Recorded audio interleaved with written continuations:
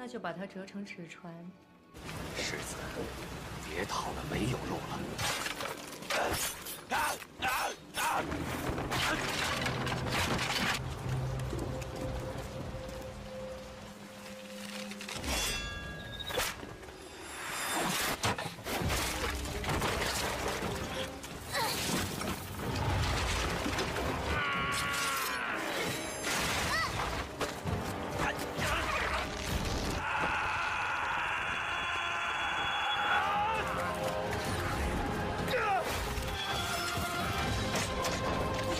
Halo, selamat datang di Aksa Movie 21. Semoga kalian dalam keadaan sehat dan selalu diberi kemudahan dalam usahanya.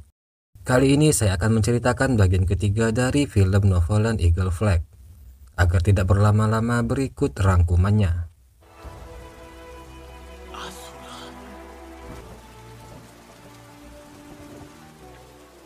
阿苏勒给你报仇了。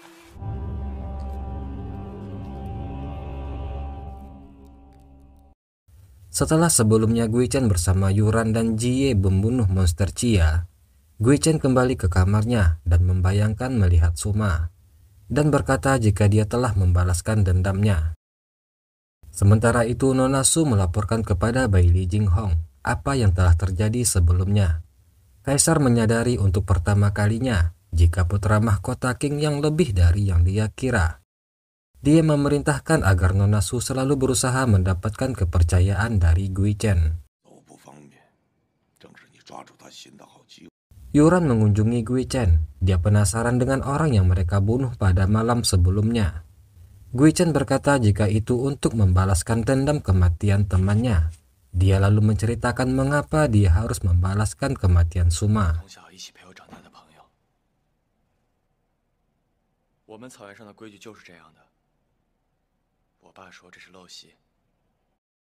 Persiapan turnamen antara prajurit King Yang dan Xiatang sedang berlangsung. Ayah Jie berpura-pura jika dia sama-sama peduli kepada kedua putranya tersebut. Dia mengingatkan akan persaudaraan mereka dan berpesan agar mereka berdua untuk saling melindungi.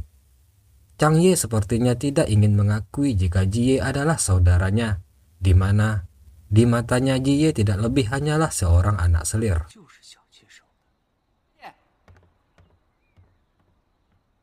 Ketika pertandingan akan dimulai, seorang utusan dari negara Li mengunjungi Kaisar.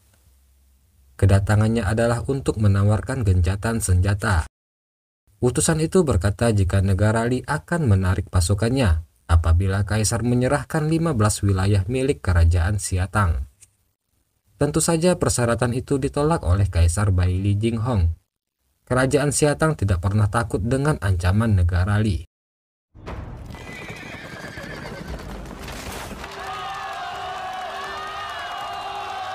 Akhirnya dengan aba-aba Kaisar, pertandingan bela diri dimulai. Kerajaan Xiatang dan King Yan menurunkan perwakilan mereka masing-masing. Namun dalam pertandingan pertama ini, perwakilan Xiatang terlihat kewalahan menghadapi prajurit King Yan. Di saat kondisinya semakin kritis, Jie melemparkan tombaknya dan membantu perwakilan Xiatang tersebut, yang diketahui bernama Xing Yuan.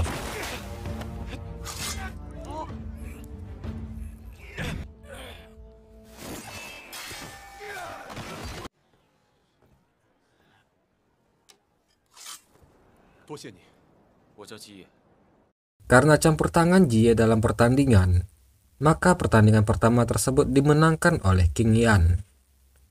Selanjutnya Jie mulai mengambil posisi untuk melawan prajurit King Yan. Namun kali ini dengan mudah, Jie memenangkan pertandingan tersebut. Seketika semua yang hadir di sana memberikan sorakan kepadanya.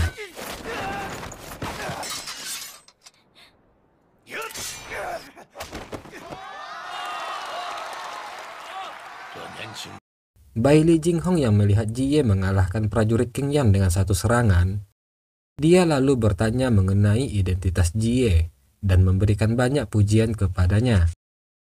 Jie dengan mudah kembali mengalahkan lawan-lawan berikutnya.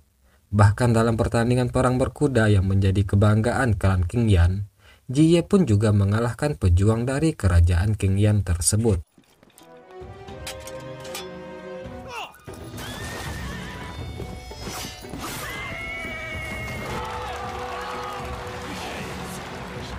Jenderal Jiu melihat jika Jie telah memenangkan 4 pertandingan berturut-turut. Dia tahu bahwa tidak ada seorang pun dari klan Qingyan yang bisa mengalahkannya. Jenderal Jiu lalu mengusulkan beristirahat sementara waktu. Bai Li Jinghong setuju dengan usulan Jenderal Jiu. Dia berbisik kepada yang lain untuk membiarkan kerajaan Qingyan menang dalam pertandingan berikutnya. Ketika Jie sedang beristirahat, Jiqian datang untuk mengingatkannya agar memberi Ji Chang kesempatan di ujian berikutnya. Seketika ekspresi kekecewaan muncul di wajah Jie. Bai Li Jinghong juga mengirim orang untuk mencari Jie. Kasim berkata jika Kaisar sangat menghargai kekuatan Jie.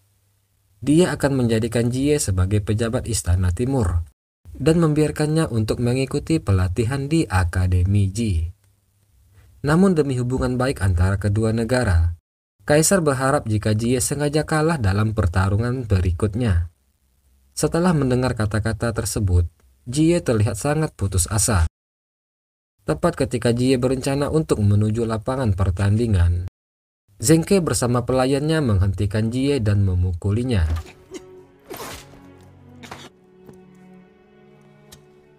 Jenderal Xi yang melihat kejadian ini terlihat ragu-ragu untuk membantu.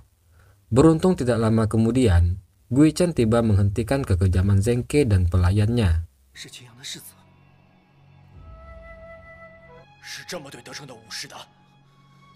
Namun Jie mengatakan jika dia adalah pelayan Zheng Ke dan harus menerima instruksi dari Zheng Ke. Melihat kehadiran Pangeran Qingye di sana, Zheng Ke dan para pelayannya meninggalkan tempat tersebut. Setelah Zheng Ke pergi, Jie berterima kasih karena Gui Chen telah membantunya. Jie memberitahu Gui Chen jika mulai saat ini, dia tidak akan menjadi pelayan bagi siapapun lagi. Kemudian dengan tertatih-tatih, Jie kembali menuju arena pertandingan. Pertandingan kembali dimulai. Kali ini klan Qingyan mengirim Tie yang akan bertanding, di mana dia ditemani oleh senjata berkekuatan tinggi. Jie yang kondisinya semakin lemah tidak dapat mengimbangi kekuatan lawannya. Bahkan beberapa kali dia terkena serangan cepat dari Tie.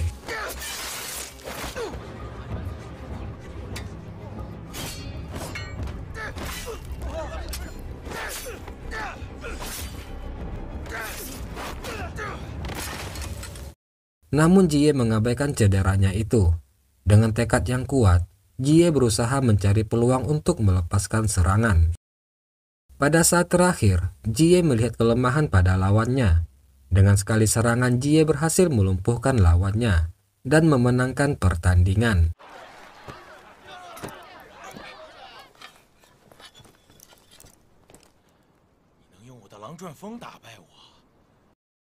Ji Qianzhen memasuki lapangan untuk membantu Jie keluar dari sana, sambil mengatakan jika pertandingan selanjutnya, biar Ji Changye yang melakukannya. Setelah mendengar kata-kata ayahnya, Jie mengungkapkan ketidakpuasannya selama ini, karena sering diperlakukan tidak adil. Selama ini dia selalu harus mengalah kepada adik tirinya tersebut. Jie bertanya apakah semua itu dikarenakan dia hanyalah seorang anak selir. Jie mengatakan jika dia juga memiliki hak untuk menang dan mengalahkan semua orang untuk mendapatkan nama dan penghargaan. Orang-orang di sana yang mendengar perkataan Jie sangat terharu. Mereka meneteskan air mata untuknya. Jie meneriakkan namanya dan bertekad akan mengalahkan semua lawan-lawannya. Melihat keberanian dan tekad Jie, seluruh penonton memberikan semangat dan tepuk tangan untuknya. Jiqian yang melihatnya pun hanya bisa keluar lapangan tanpa sepatah kata pun.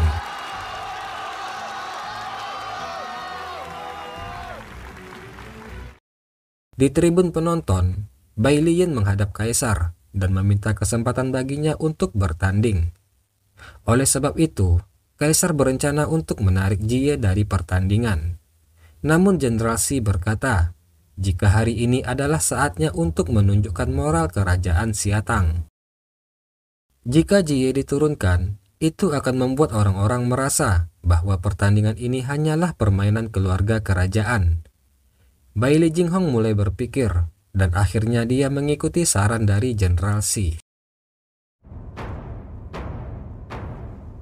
Kali ini lawan selanjutnya yang akan dihadapi Jie adalah Tian, yang merupakan pelayannya Gui Chen.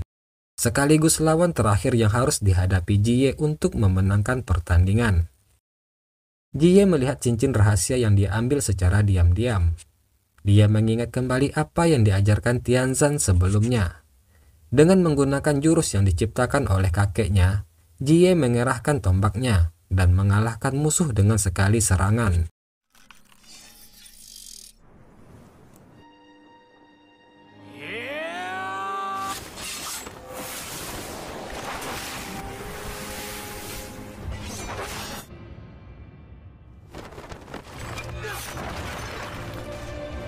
Dan tanpa diduga, Tian yang masih baik-baik saja mengakui kekalahannya terhadap Jie. Jie yang terluka parah berusaha berjuang untuk berdiri. Orang-orang di lapangan semua terdiam tidak mengatakan sepatah kata pun.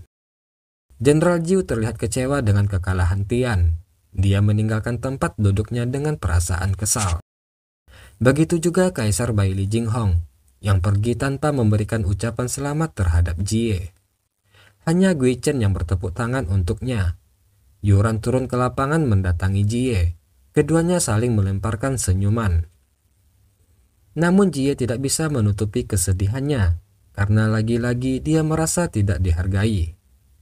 Yuran yang melihat Jie melangkah pergi keluar lapangan, tidak bisa menahan air matanya.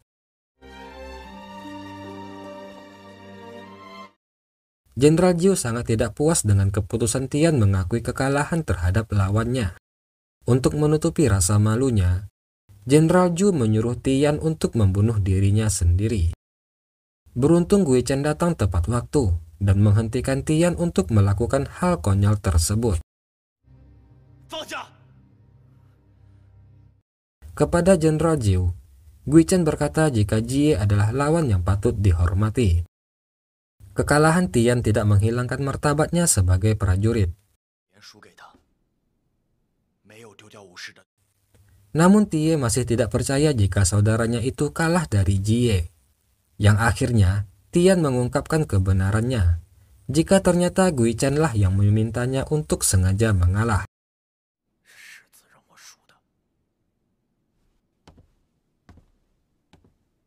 Pada malam festival hantu, Jenderal Ji kembali bertemu Tianzan.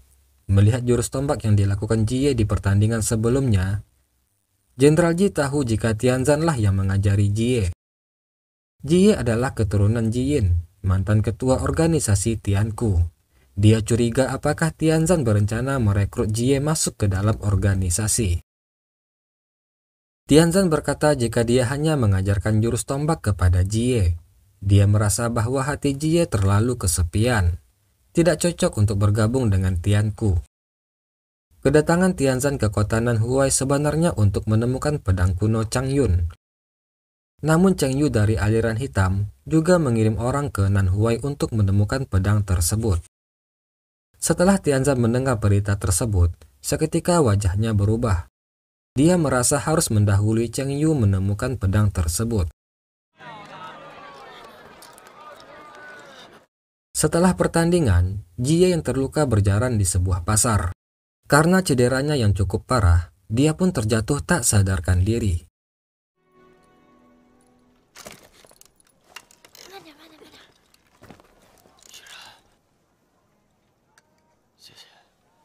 Tabib itu sepertinya bukan orang biasa. Dia bisa mengetahui latar belakang mereka berdua, bahkan mengajari ilmu tentang senjata tombak kepada Jie. Tanpa diduga, Bai Liyin bersama pelayannya juga tiba di sana. Bai Liyin tidak suka karena Jie meraih kemenangan di pertandingan sebelumnya. Dia berniat menyiksa Jie yang masih dalam keadaan terluka. Bai Liyin dengan kejam terus-menerus menyerang luka Jie dan menjatuhkannya ke tanah.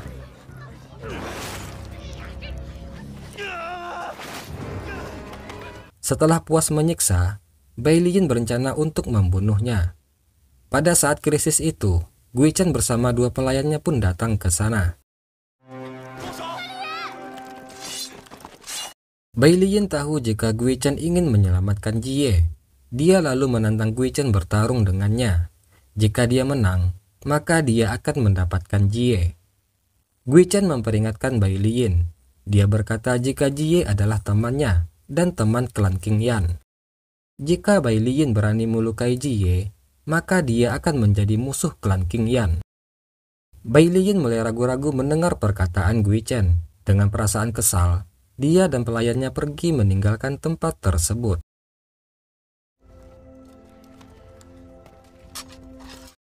Setelah menerima perawatan, Jie minum di meja yang sama dengan Gui Chen dan Yuran.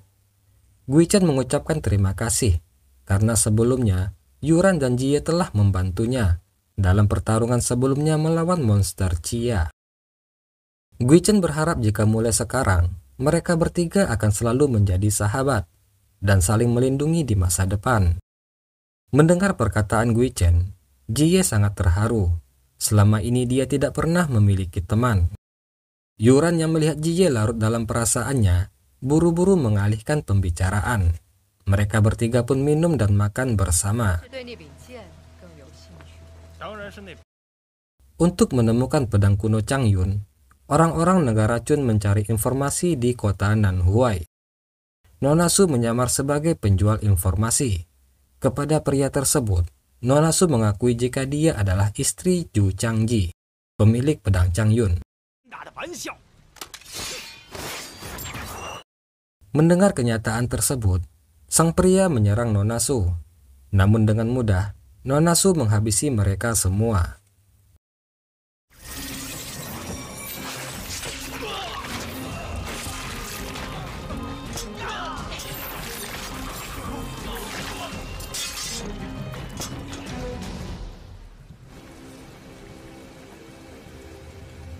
Keesokan harinya, Jenderal Shi membawa orang-orang ke tempat kejadian untuk menyelidiki.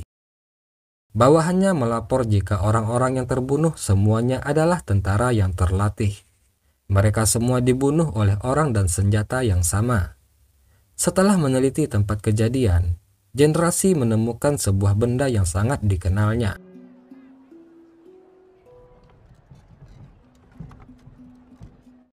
Beberapa hari kemudian, Jenderal Shi mengundang Nona Su ke rumahnya untuk membahas kasus pembunuhan di hari sebelumnya. Dari benda yang ditemukannya di tempat kejadian, Jenderal Shi tahu jika pelaku pembunuhan itu adalah Nona Su.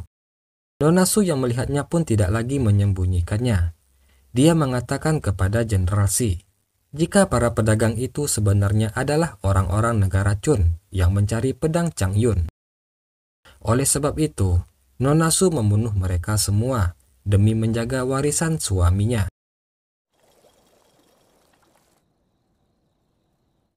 Jenderal Shi sedikit terkejut mendengar pengakuan Nona Su. Dia mengatakan kepada Nona Su, jika saat ini Tianzan juga datang ke kota Nanhuai untuk mendapatkan pedang Changyun tersebut. Dia memperingatkan Nona Su agar lebih berhati-hati. Jenderal Shi berkata jika semua orang di dunia berlomba-lomba untuk mendapatkan pedang Changyun tersebut, yang itu berarti sangat berbahaya untuk menyimpan pedang itu. Untuk keselamatan Nona Su, Jenderal Shi menyarankannya segera meninggalkan kota Nanhuai. Nona Su menceritakan kisah perjalanannya dulu ke kota Nanhuai. Apapun yang akan terjadi, dia memutuskan tetap berada di sana.